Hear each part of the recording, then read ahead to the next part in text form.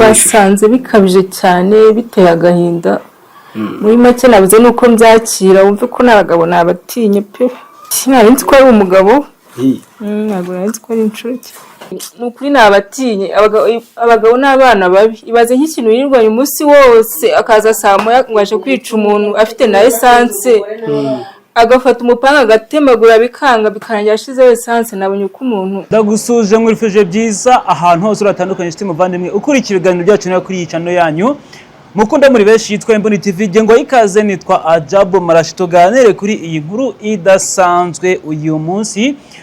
Hari umudamu wishwe ateraguwe ibyuma, uyu mudamu barangije bamutwikira mu nzu, ikiruta byose gikomeye yatwitswe n'umugore we, yatwitswe n'umugabo we.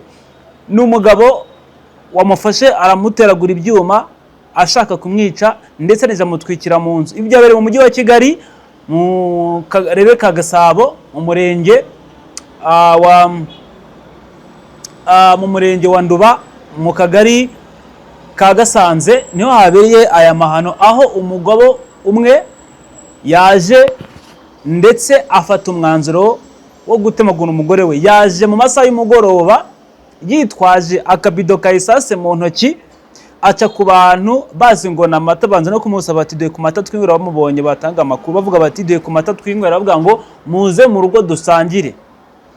Abantu bigeze baza mu rugo, bwo yakomeje ajya mu rugo. Uyu mugabo yari afite ifunguzo z'inzu, yinjira mu nzu aragenda, ahageze asanga umugore n'abandi bana bagera kuri batatu bari muri iyo nzu, ahita abafungirana.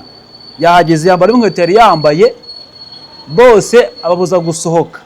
Akimara gufunga yavuze ngo nta muntu n'umwe wemerewe gusohoka ahangaha. Nahageze bambwira yuko ari umugabo waje nyine agatera umugore hano mu nzu, akazana essence akabicaza mu nzu, yarangiza agatwika umugore akabatera n'ibyuma. Yari umwinjira, ntabwo ari nta mugabo wo mu rugo wakora ibintu nk'ibi ngibi byabayeho. Yari umwinjira. Maze kumutema akaboko rero nibwo abana bakingoye basohoka birukanka, afata umwambaro asira kuri essence yari afite, amena ku mugore nyine, yanyagiza inzu yose n'ibikoresho byari biri mu nzu.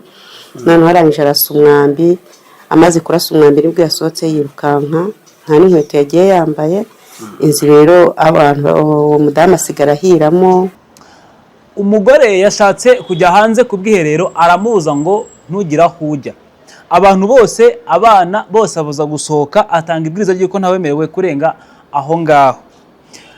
Mu mwanya mutoya bose abakusanyiriza aho ngaho mu nzu, ibintu byose arabyegeranya, televiziyo, ibintu byose byari mu nzu arabishyira aho ngaho uruhande rumwe. Gusa kakabido ka isase ko kari kasigaye hanze, atakaberetse ngo batazi guhita bakeka ikimugenza. Na cya cyuma ntabwo wese cyerekana yamuteye, ahubwo mu masegonda make yakurikiyeho uyu mugabo yahise, umugabo yitwa Valence.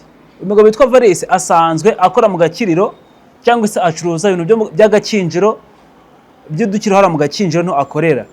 Ariko kano kazi bishobora kuba ari umuntu nkuko nabyavuzwe n'abamuzi ngo ni umuntu usa naho ari umushabitsi, noneho waza ushaka ikintu ugura akaba atagifite, ahubwo akajya kukikurangura ku muntu runaka akabona akanyungu. Muri rusange ntago ari kekayiriye yakoragamo, afite akantu kari aho ngaho ariko kameze nk'ari agakingirizo, ahubwo gatuma akora ubucuruzi cyangwa se yibeshaho.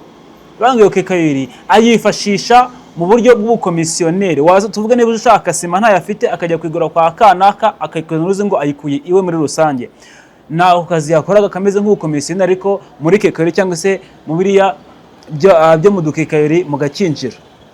Rero yinjiye mu nzu, icyo gihe twari tumaze kuvuga ko yakingiranye umugore n'abana. Umugore yahise ashaka kujya hanze, ahita amubuza ako kanya, direct afata cya cyuma arakimutera. Abari aho ngaho babana ni abakobwa b'inkumi bakuru bikanze, babona ko ari kidasanzwe. Umukobwa umwe kuko yari gikumiye se asimbuka aramufata ngo amurwanye, noneho wa mugabo Valence cya cyuma nawe arakimutera ku kaboko, umutsi uracika w'akaboko.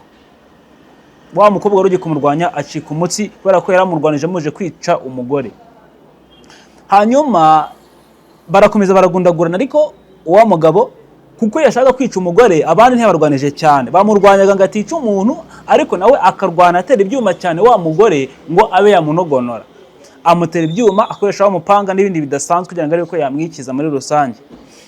Bigeraho intege ziramushirana, ariko abonye ko bishobora kuba ibibazo yari yamaze kubakingirana byarangiye, ahubwo yahise afata umwenda wari aho ngaho arasya ibiriti ashyiraho, ashyira kuri wa mugore arashya, wa mugore imyenda yari yambaye irashya.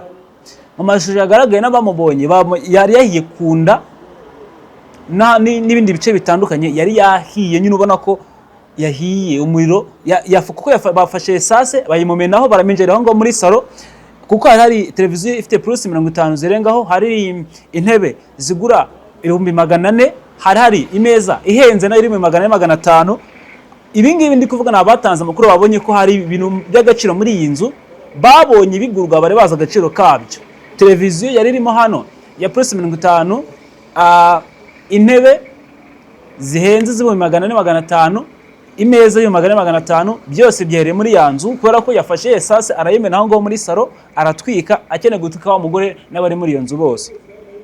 Mu mashusho agaragara mu nzu ku gikuta cyose cyabutse cyangwa se cyakongotse, ubona ko irangi ryavuyeho. Nuvuga ngo yamaze kubatwika ahita yiruka. Gusa kubwo amahirwe uyu mugore yaratashijemo umwuka neza, ahubwo wa mugabo yirutse Valesi yambaye ibirenge, abamukurikiye ntibabashije kumubona kuko abakobwa batutse batabaza, n'umugore nawe yandara mu ntege nkeya asohoka atabaza avuze induru bati mu ntabare. Abaraho batangira kugira ngo wenda ni nk'ibintu bisanzwe, bumva nyine ngo ntago umuntu yatwika undi ngo yatwika inzu, kuko abumvise ngo harahiye bagira ngo nyine ni bimwe by'urubyiruko ngo hahiye, ariko batumva ko ari inkongi y'umuriro ifashe inzu, kuko umugabo yarashaze gutwika inzu ngo atwike umugore n'abarimo bose, abose bahinduke umuyonga. Ikibabaje nuko iyi nzu itariye, ni inzu bakodeshaga, kuko nyirayo Landlord yavuze ko iyi nzu yayibahaye nko kubakodesha, ntibayiguze, bayikodeshaga gutyo. Ariko uyu mugabo ntabwo babanaga, yazaga nk'umuntu w'inshoreke. N'ikindi cyabaje abantu, uyu mugabo ntabwo yari nyir'umugabo basezeranye muri byo bwisezerano, oya, yari inshoreke cyangwa se yari indaya, niba hari umugabo w'indaya ntabwo mbizi, ariko yari umugabo batabanye mu buryo n'amategeko, ariko yabaga afite inzu, yabaga afite imfunguzo za ya nzu, igihe cyose yazaga akingura akinjira nk'utashye iwe. Nubwo niko nabwo yinjiye nk'utashye iwe, arakingura ajya mu nzu, ariko hagera isura yahindutse, akora ibikorwa by'ubunyamaswa.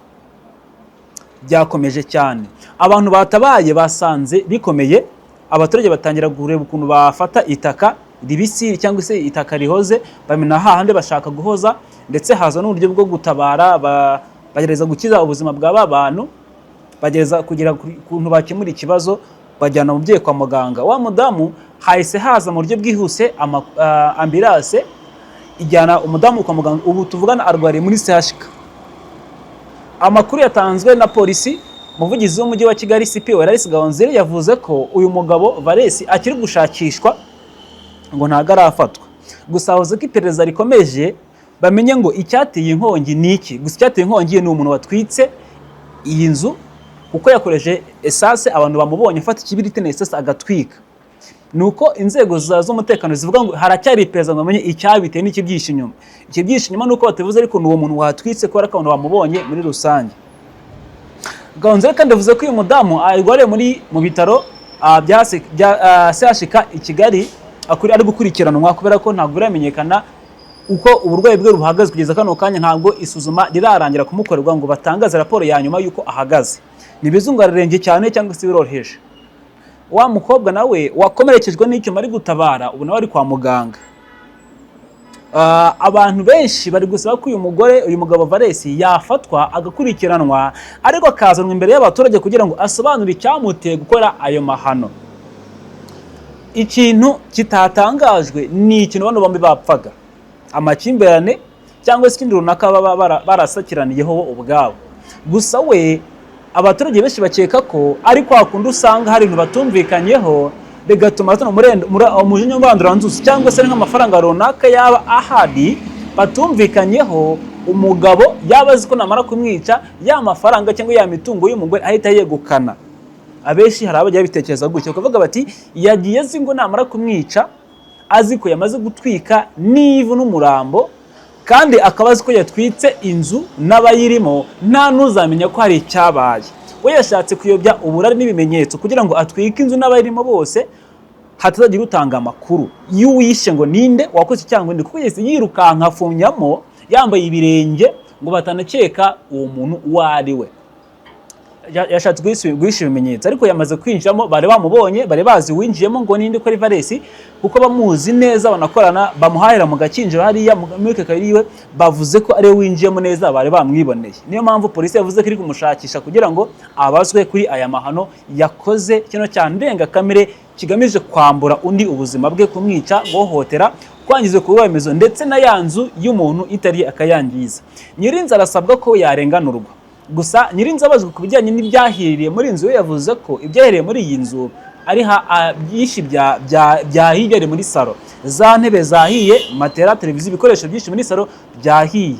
Ngo utuntu twarokotse n'utuyo tudafite ikintu twaramira abantu ni duke cyane, ibindi byahiye, ahubwo ngo abantu badatabara inzu yose yari bukongoke.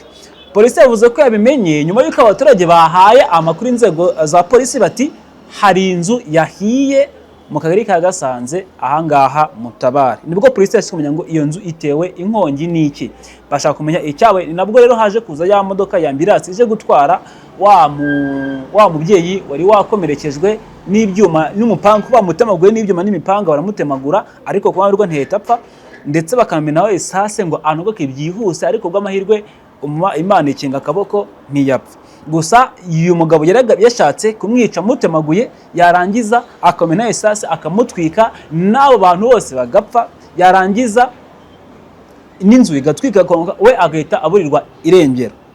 Ibintu byari bikomeye kuri uyu munsi. Mu by'ukuri abantu benshi bari kwibaza icyateye uyu mugabo gukora aya makosa. Niyo mpamvu benshi batetse bati wenda wasanga ari nk'amafaranga cyangwa indi mitungo cyangwa se ikindi kintu baba batarumvikanyeho neza cyatumye ashaka kumwica. Uyu mugabo ku mashagaragara Valens ni umuntu muto w'imyaka, ntagaragiza imyaka 35, niba nifite ntagerengeje, ni muto, kumureba ku mafoto ni muto kabisa. Rero ni bitangaje. Gusa abaturage bashaka kuvuza ko yazana mu baturage agasobanura ikibitera, ariko nanone bakifuza ko asobanura ikibitera n'icyatumye abikora, ariko kandi anarihe ibyangijwe. Kuvuza umuntu yakomerekeje, yatemye, akamutwika, asane inzu y'abandi yatwitswe ariko ntabwo yariye. Ikindi ahanwe n'inzego zibishinzwe kuko yagambiriye kwica umuntu. Nubwo atigeze kugambiriye kwica umuntu, ahanwe n'inzego zibishinzwe z'ubutabera zimukurikirane. Abaturage basaba ibyifuzo byinshi yuko azanwa imbere y'abaturage, agahanwa, akavuza umuntu, ibyangitswe byose akabisana, na Nyirinzu agasaba yuko inzu ye yasanwa ariko amafaranga atamuvuyemo. Iyi nzu ntabwo yari umugore, ntiyarowe basezeranye, ahubwo yari inshore cyangwa se yari umwinjira mu kinyarwanda cyiza. Umugabo yari yinjiye muri uru rugo, ariko asanzwe hisanga nka nyiri gukora ko abamuzi babonaga haza kenshi ka buri munsi, kuko Nyirinzu yavuze ko yari azi ko ari umugore n'umugabo, ahubwo atarazi ko babanye muri ubwo buryo cyangwa se ari umwinjira. Yego, Nyirinzu nuko yavuze yuko rwose ariko yarabizi. Niyo mpamvu n'abamubonye yinjira batabigize cyose, bavuze bati ni umugabo utashye avuye ku kazi, reka tumureka ataye nk'ibisanzwe. Gusa ntabwo byatangajwe niba yataga buri munsi cyangwa se yarahageze yaramaze iminsi runaka atataha. Hari amakuru menshi atatangajwe nyuma gato. Niyo mpamvu iperereza rikomeje nk'uko inzego z'umutekano polisi y'u Rwanda yabitangaje biciye mu mvugo yavuzwe n'umuvugizi w'umujyi wa Kigali Welles Gahonzire. Ni amakuru twahawe n'abaturage bahamagaye polisi bavuga ko hari inzu ifashwe n'inkongi y'umuriro mu karere ka Gasabo, umurenge wa Ndora, mu kagari ka Gasanze, mu mudugudu wa Nyakabungo. Polisi rero ishami rishinzwe kurwanya inkongi ndetse n'izindi nzego yaba RIB, inzego z'ibanze na polisi ikorera Nduba, umurenge wa Nduba, bageze hari iyo nkongi ku bufatanye rero bwa polisi ndetse n'abaturage. Inkongi irazima, inzu irazimita hatarangirika ibintu byinshi, ariko ku bw'amahirwe make hahiriyemo umugore witwa Hagenimana Rosine, ariko nawe ntabwo yapfuye, ahubwo yakomeretse. Hahise rero hatangiye ibikorwa by'ubutabazi, ajyanwa kwa muganga, ibitaro bya CHUK, akaba ari kwitabwaho n'abaganga. Iperereza rero ryatangiye kugira ngo hamenyekane icyateye inkongi, ndetse no kugira ngo niba hari ababigezemo uruhare se cyangwa se niba ari impanuka byose bimenyekane. hanyuma rero ngereka soreza hano twese turebe ikipereza reza gutanga byose uko bihagaze muri rusange. Nitwa Jabo Marashima cyane kuba nanjye muri aya makuru. Ufite igitekerezo nyunga ndetse cyangwa ikibazo waskunukira muri comment. Mwese Imana ibarinde bigenshi birakomeza. Imana ibarinde.